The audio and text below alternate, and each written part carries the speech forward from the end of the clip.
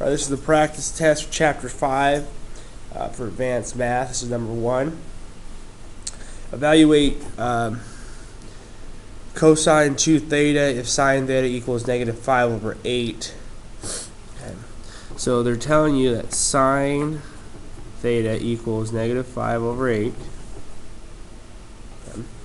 And then they give us some other information that says theta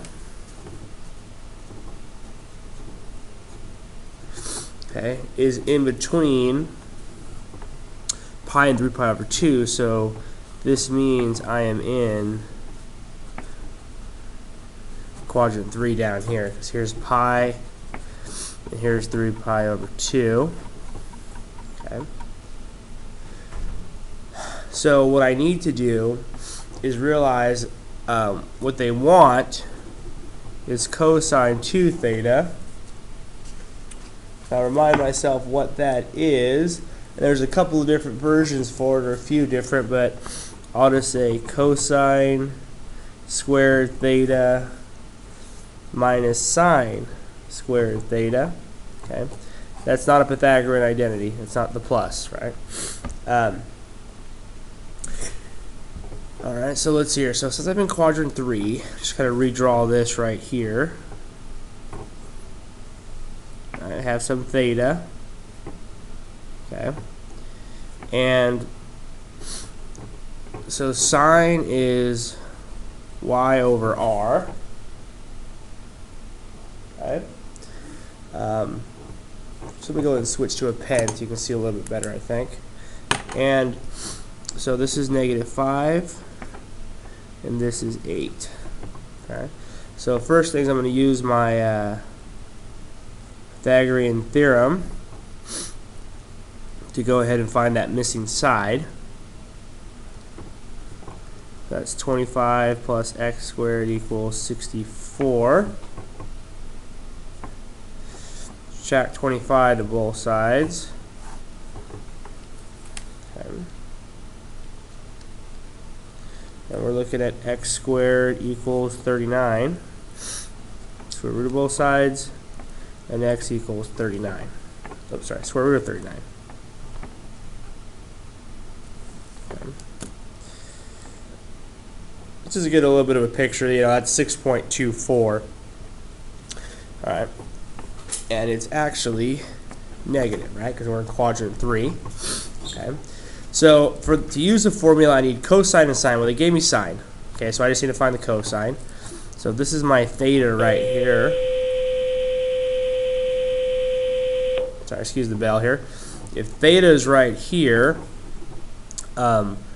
cosine, okay, I'll come right here next to it. Cosine theta is adjacent over hypotenuse, or x over r, any way you want to think of it. So we're looking at -39/8. Okay. So now I can go ahead and plug these in, and I would say cosine squared, which is -39/8 minus -5/8 squared. Okay, so that's going to be positive 39/64 minus 25/64, and then we're looking at 14/64. I can take a 2 out of that. Alright. So that's 7/32. Okay. 7/32.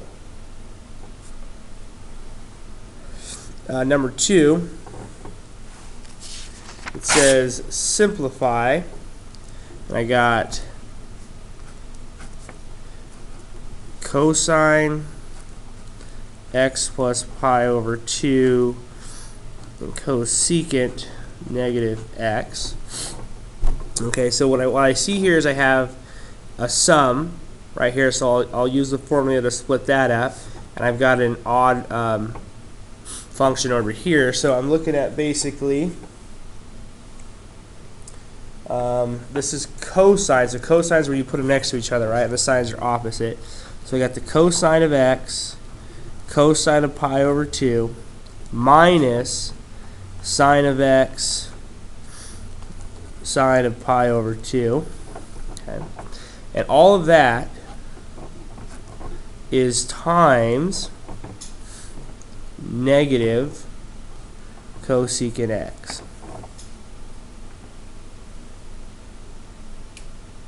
Okay. So this will clean up a little bit. So just kind of, and this is a times over here. Okay.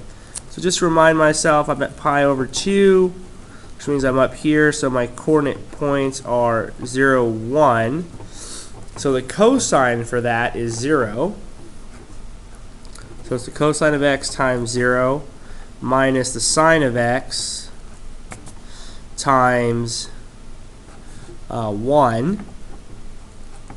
Right? And then all of that times negative cosecant x. Okay. Well, anything times 0 is 0. Right? So I get negative sine x times 1 over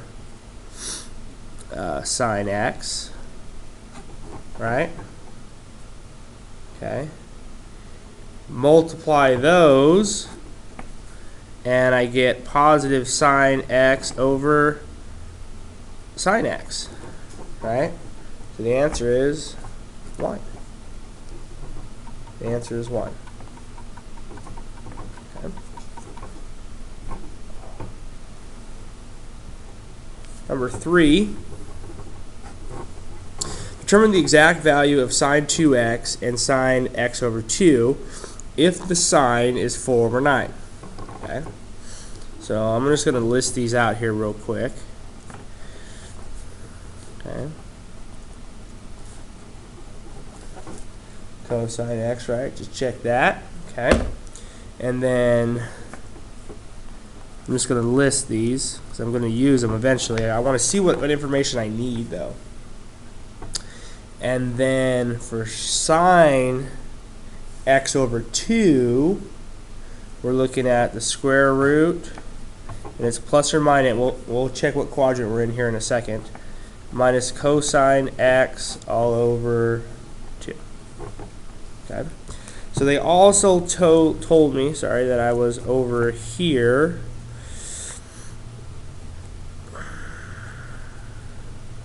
I guess that's really just pi, not pi over 1. So I'm looking at basically, I'm in quadrant 2, right? There's pi over 2, and there's pi. Okay. So my signs in this case are positive. Okay, my signs are in this case are positive. So what did they give me? They told me the sine of x is 4 over 9. Okay. So if I have some theta right here, okay, depending on whichever way I draw the triangle, but say I draw it like this, okay, so that's the same as y over r, so we got 4 over 9. Go ahead and use my Pythagorean theorem here and find that missing side, because if you look at what I need here, I need sine and cosine for sine 2x. I just need the cosine. So once I find the cosine of this, I can just plug everything into here. And I'm looking at, alright, so basically 4 squared plus x squared equals 9 squared. That's 16 plus x squared equals 81. 81 minus 16 is 65, right? Okay. So we're looking at x equals the square root of 65. And that is negative. Right, that is negative. Okay. Alright. And so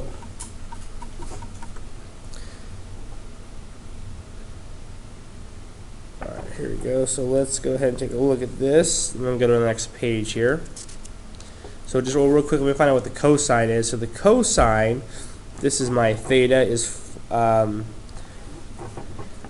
cosine x is equal to I wrote this backwards, didn't I? This should be a 4. Oh, no, I had that right, sorry. Sine.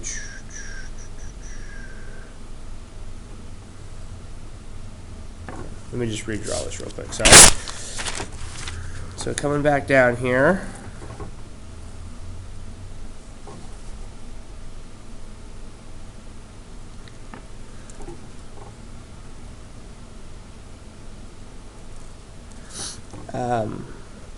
Probably should draw like that. Then negative square root of 65, and there's theta. Sorry. Okay. And so the cosine is negative square root of 65 over 9. Okay. So now I'll just go ahead and plug everything in. Okay. Sine 2x is equal to 2 times the sine. Okay. And the sine in this case was 4 over 9 times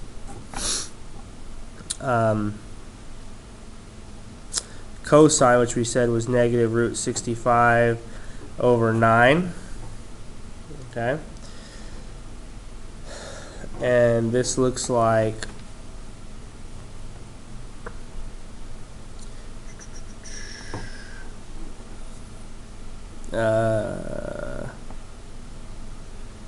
8 negative root 65 over 81. Okay. And then sine x over 2, we're looking at 1 minus cosine, which I said was negative root 65 over 9.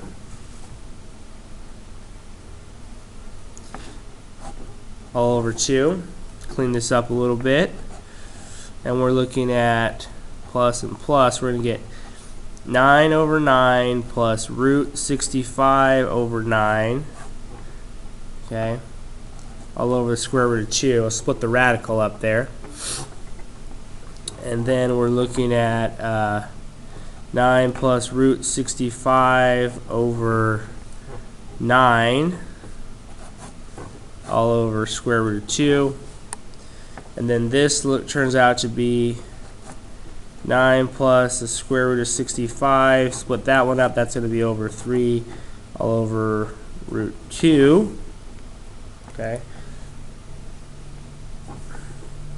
Then this will come up and get multiplied by this. Okay.